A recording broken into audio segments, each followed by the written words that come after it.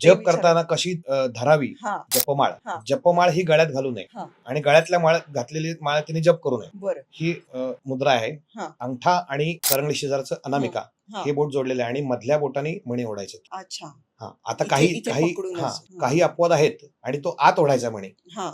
आणि एक माळा पूर्ण झाल्यानंतर जेव्हा मेरुमणी होतो, हा. मेरुमणी येतो, तुम्हाला जर जास्त माळा करायचा असेल तर परत ते मेरुमणी ओलांडून पूर्ण परत पुढे नाही जायचंय. ती माळ उलटी करायची, मेरुमणी ओलांडायचा नाहीये. बरं. हे त्याचं शास्त्र आहे. की आता बाकी सगळे क्लास आहेत पण श्रद्धेचे क्लास बघितलेत का तुम्ही कुठे?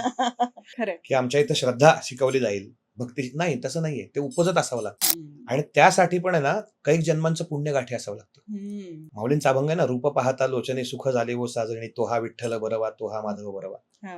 मग त्याच्या पुढे टर्म्स अँड कंडिशन्स आहेत. बहुत सुकृताची जोडी म्हणून विठ्ठली आवडी. आज ही जी वारी चालू आहे, आपण शेकडो वर्षांची परंपरा आहे, कुठल्या आमंत्रणाशिवाय लोक येतात.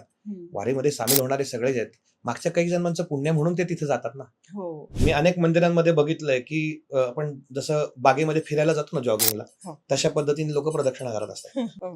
ज्ञानेश्वर महाराजांच्या आईंनी रुक्मिणी आई साहेबांनी मंदिरामध्ये जो सुवर्ण पिंपळ आहे त्याला 1.25 प्रदक्षिणा घातल्यात. आपल्या सगळ्यांना हा इतिहास माहिती आहे. 1.25 प्रदक्षिणा म्हणजे त्या रोज काही येऊन फिरत गोल गोल गोल गोल तसं नाहीये. प्रदक्षिणेचं असं आहे की देवासमोर उभं राहायचं, नमस्कार करायचा. आणि गुरुचरित्रामध्ये असं सांगितलंय, शास्त्र असं आहे प्रदक्षिणेचं की 7 महिन्याची गर्भवती स्त्री, 7वा महिना जिला चालू आहे, तिच्या डोक्यावर पाण्याचा भरलेला हंडा आहे. मग ती ज्या स्पीडनी चालेल तेवढा स्पीड प्रदक्षिणेचं पाहिजे. प्रदक्षिणा काही ठिकाणी मंदिराला घालताच येत नाहीये. मग देवाचा नमस्कार करून स्वतःभोवती प्रदक्षिणा घालायची. त्याचा मंत्र यानी कानीच्या बापाने जन्मांतर कृतानेच तानी तानी विनशंती प्रदक्षिणाम पदे पदे. त्याचा पुढे मी सांगतो तुम्हाला गंमत. एक माऊली आल्या, त्यांनी असं नारळ छान सोललेला नारळ आणला आणि म्हणलं मुंजोबाला, तिथं मुंजोबा आहे ना, मुंजोबाला म्हटलं हे करून आणि असं सगळं ओवाळला वगैरे. सोमवार एकादशी आणि शंकराच्या पिंडीवरच नारळ फोडला त्यांनी. अरे बापरे. म्हणलं मावशी अजून एक नारळ आहे का? म्हणलं आहे की. म्हटलं माझ्या डोक्यावर फोडा. स्वामींची कृपा कधी होते? जिंकण्याचा मोह नाही, हारण्याचे भय नाही. हे जेव्हा तुम्हाला अवस्था तुमची येईल ना, मग तेव्हा स्वामी कृपा करतात. नमस्कार मंडळी, मी स्मिता शेवाळे. 4ची कॉफी स्मिता बरोबर या इन्फॉर्मेटिव्ह गप्पा सत्रामध्ये पुन्हा एकदा सगळ्यांचं अगदी मनापासून स्वागत आहे. आज आपल्याकडे जे पाहुणे आलेले आहेत त्यांचं विशेष कौतुक आहे. खरं सांगायला गेलं तर माझे मोठे भाऊ मी त्यांना म्हणते. श्री शिवराज अष्टक ही जी छत्रपती शिवाजी महाराजांची चित्रपट मालिका आहे त्याचे शौर्य गायक. आणि जेव्हा संत ज्ञानेश्वरांची पालखी निघाल्यानंतर ज्या वाड्यामध्ये पहिल्यांदा थांबते, जिथे पहिल्यांदा मुक्काम असतो, तो गांधीवाडा. त्या गांधीवाड्याचे नव्या पिढीचे मानकरी अवधूत गांधी आज आपल्या स्टुडिओमध्ये आहेत आणि मला खूप छान वाटतंय, कौतुक वाटतंय, कारण त्यांनी त्यांचा वेळ दिलेला आहे, ते इथे आलेले आहेत. आजच्या या पॉडकास्टमध्ये आपण त्यांना खूप नवनवीन गोष्टी विचारणार आहोत. खरं तर आपण भक्तिभावानं देवाचं दर्शन घ्यायला जातो, पण हे दर्शन घेताना नकळतपणे आपल्याकडून खूप चुका होत असतात. प्रदक्षिणा कशा घालायच्या, त्यानंतर नारळ कसा वाढवायचा, किती वाढवायचा आणि कधी वाढवायचा, कुठल्या देवाला दर्शन घेताना आपण काय काळजी घेतली पाहिजे, ह्या छोट्या छोट्या गोष्टी ना आपल्याला माहीत नसतात. त्यांचा जन्म आळंदीचा आहे आणि माऊलींच्या मठामध्ये, त्यानंतर नरसिंह सरस्वती स्वामी महाराजांच्या मठामध्ये आणि आपल्या आळंदीच्या मंदिरामध्ये त्यांनी लहानपणापासून सेवा केलेली आहे. त्यामुळे तिथे बऱ्याचदा त्यांना ती गाणी जी आहेत, जी आपण ऐकतो, त्या चाली तिथे सुचलेल्या आहेत. असे असंख्य किस्से सुद्धा आपल्याला आज ऐकायला मिळणार आहे. तेव्हा हा पॉडकास्ट खूप इंटरेस्टिंग होणार आहे. शेवटपर्यंत बघत राहा. रामकृष्ण हरी. रामकृष्ण हरी. नमस्कार. तुमचं आमच्या स्टुडिओमध्ये खूप खूप स्वागत आहे आणि खूप मनापासून धन्यवाद. तुम्ही वेळ काढून आलाय. खरं सांगायला गेलं तर एवढं फॉर्मल असं बोलायचं तुमच्याशी, कारण मोठ्या भावासारखेच आहात तुम्ही आणि तुमच्याकडून मार्गदर्शन मला एरवी मिळतच असतं. पण मला असं वाटलं की आमच्या सबस्क्रायबर्सला काही गोष्टी समजणं खूप गरजेचं आहे. खूप छोटे छोटे विषय असतात, छोटे छोटे प्रश्न असतात, पण त्या प्रश्नांची उत्तरं तरी कोण देणार. आणि मला असं वाटतं त्यासाठी तुम्ही परफेक्ट आहात. याचं कारण असं की लहानपणापासून तुम्ही मंदिरामध्ये वावरला आहात आणि लहानाचे मोठी म्हटलं तर तिथेच झालेला आहात. तर कितीतरी भक्त तुम्ही बघितले असतील. तुमची सेवा खूप मोठी आहे. तुम्हीही सेवक आहात. तर त्या दृष्टीनं मी तुम्हाला काही प्रश्न विचारणार आहे आणि अर्थात तुमचं गाणं. नक्कीच नक्कीच. त्याच्यानंतर. मी पण धन्यवाद देतो स्मिता तुला. आणि मी मोठ्या भावासारखा नाही, मोठा भाऊच आहे. आणि त्या अधिकाराने म्हणजे मला जसं आपण भेटलो तसं खूप जाणवतं की एक ही जी नाती असतात ना, ही भगवंतानी जी रक्ताची नाती असतात ती तर असतातच, पण माझ्या भाग्याने असे खूप नातीशी जोडली गेलेली आहेत की ती रक्ताच्या नात्या इतकी जवळची आहेत. तसंच आपलं नातं आहे. अगदीच. सगळ्यात महत्वाचा प्रश्न ते म्हणजे ना, आपण मंदिरामध्ये गेल्यानंतर बऱ्याचदा असं होतं की मला हा संकल्प आहे किंवा नवस बोलायचं आहे, देवाकडे मागायचं आहे, असं ना खूप संभ्रमात आपण असतो. म्हणजे लाईनमध्ये रांगेमध्ये उभे राहतो, बराच वेळ प्रतीक्षा करून आपण देवापाशी पोहोचतो, पण इथे पोहोचल्यानंतर ना इतका संभ्रम असतो मनामध्ये, देवाकडे बघू, मला हवं ते मागू, नवस बोलू, काय करू, असं हे होतं.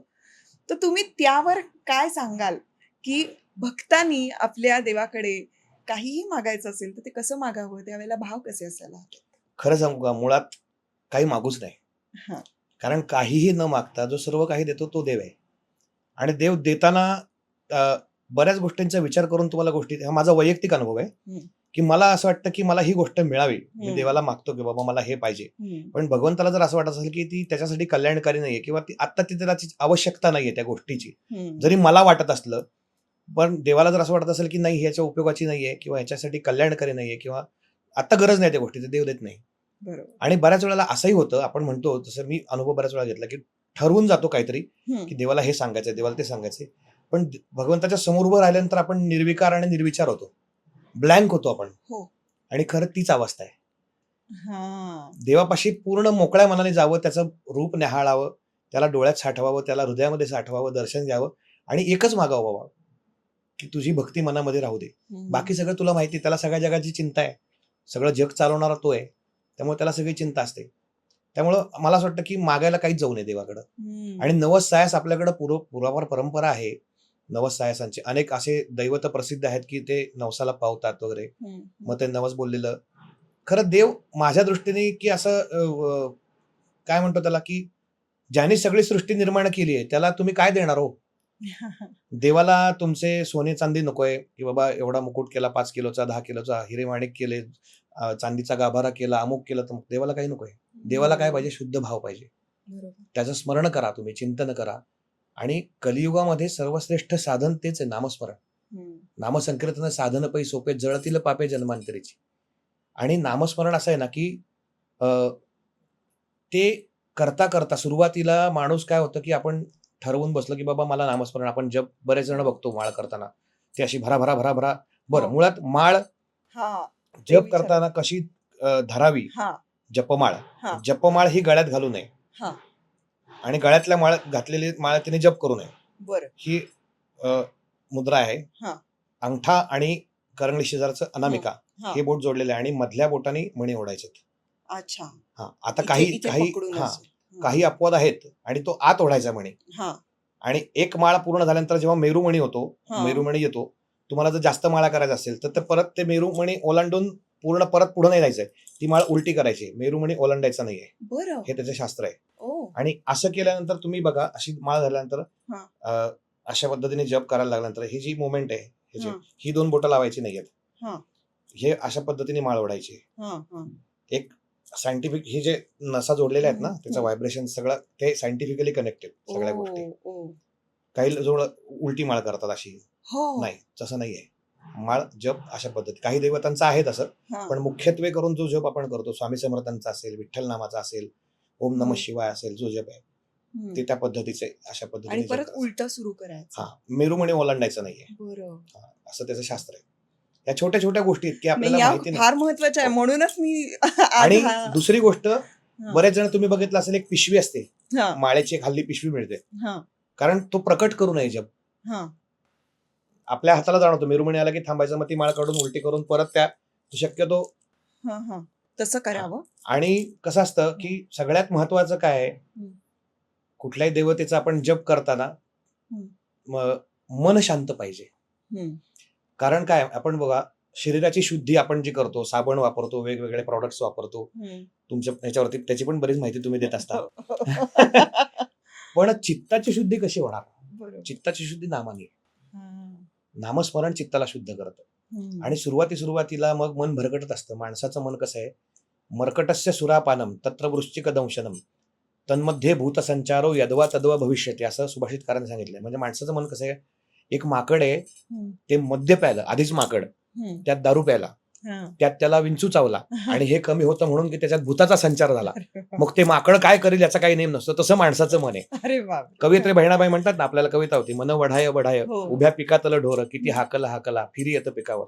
त्यामुळे मनाला ताब्यात ठेवणं फार अवघड आहे. म्हणजे नामसंकीर्तन साधन सोपं आहे काय, पण त्याला ते सोपं जरी असलं तरी त्याला ह्या बाकीच्या व्यवधानांपासून एका ठिकाणी आणणं, एकाग्र चित्त करणं. बरोबर काय, ठाईचं बैसोनी करा एकचित्त आवडे अनंत आळवावा, असं म्हणलेलं आहे. सो या खूप छोट्या, आणि संतांनी खूप सोपं करून सांगितलं आम्हाला. आपल्या संत परंपरेचे अनंत उपकार आपल्यावरती आहेत. काय काय सांगू आता, संतांचे उपकार मज निरंतर जागविती. पण आम्हाला काय झालं, आम्हाला जी झोप लागली षड्रिपूंची, काय मी माझं अनेक गोष्टी आहेत. सो ह्या सगळ्या गोष्टींपासून लांब गेल्याशिवाय देवाजवळ जाता येत नाही. आणि म्हणून मुळात देवाकडे जाताना काही मागायला जाऊ नका, कारण तो देतो. त्याच्याकडे फक्त कधीतरी असं वाटतं ना की अरे, आपण म्हणतो ना की अरे खूप दिवस झाले या मित्राला भेटलो नाही आपण, त्याला आपण फोन करू, अरे काय राव खूप दिवसात भेट नाही, चला भेटूयात जरा आपण. असं देवाच्या बाबतीत काय नाही वाटत आपल्याला? जेव्हा ते वाटायला लागेल ना देव, कारण ही जी भीती आहे ना देवाबद्दलची, मुळात तीच काढली. देवाला आपण म्हणतो ना, पांडुरंग हा सखा आहे ना. सखा कोण असतो? ज्याला तुमच्या मनातलं जे काय आहे ते त्याला न सांगता सगळं कळतं. मग तुम्ही जर सखा म्हणताय, मग सांगू नकाच त्याला, तो बरोबर तुमच्या गोष्टी हे करेल. अगदी असंच आहे. नाही, खरंच खूप छान छान सांगितलं तुम्ही. आणि यावरून मला असं वाटतं, पूर्वीच्या काळी किती नवसाची मुलं असायची, नवस बोललेली मुलं असायची, तेव्हा ना निस्वार्थ भावना होती आणि खूप काय म्हणूया, नितळ मनाने ते नवस बोलले जायचे. आता ना तसं होत नाही. आता आपल्याकडे खूप लॉजिक्स यायला लागलेले आहेत. बरोबर. त्यामुळे आताचे नवस पूर्णही होत नाहीत बघा. मुळात काय ना, श्रद्धा, भक्ती, निष्ठा या गोष्टी फार दृढ असाव्या लागतात. दृढ भक्ती असेल तर तुम्हाला भगवंताच्या जवळ जाता येतं, किंवा भगवंत तुम्हाला काही जे आहे ते तुमच्या इच्छा पूर्ण करू शकतो. आणि श्रद्धा ही विकत आणता येत नाही. बरोबर. किंवा कोणी शिकवून येत नाही. की आता बाकी सगळे क्लास आहेत, पण श्रद्धेचे क्लास बघितलेत का तुम्ही कुठे? खरं की आमच्या इथं श्रद्धा शिकवली जाईल, भक्ती नाही, तसं नाहीये. ते उपजत असावं लागतं. आणि त्यासाठी पण आहे ना, काही जन्मांचं पुण्य गाठी असावं लागतं. माऊलींचा अभंग आहे ना, रूप पाहता लोचने सुख झाले व साजणी, तो हा विठ्ठल बरवा, तो हा माधव बरवा. मग त्याच्या पुढे टर्म्स अँड कंडिशन्स आहेत. बहुत सुकृताची जोडी म्हणूनही विठ्ठली आवडी. आज ही जी वारी चालू आहे, आपण शेकडो वर्षांची परंपरा आहे, कुठल्या आमंत्रणाशिवाय लोक येतात. वारीमध्ये सामील होणारे सगळेच आहेत. मागच्या काही जन्मांचं पुण्य म्हणून ते तिथे जातात ना. हो, खरं. तर ते महत्वाचं ते आहे.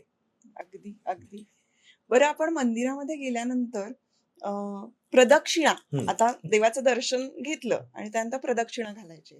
खूप जण चुकीच्या पद्धतीनं प्रदक्षिणा घालतात, कारण सगळ्या मंदिरामध्ये सारख्याच पद्धतीनं प्रदक्षिणा नसतात.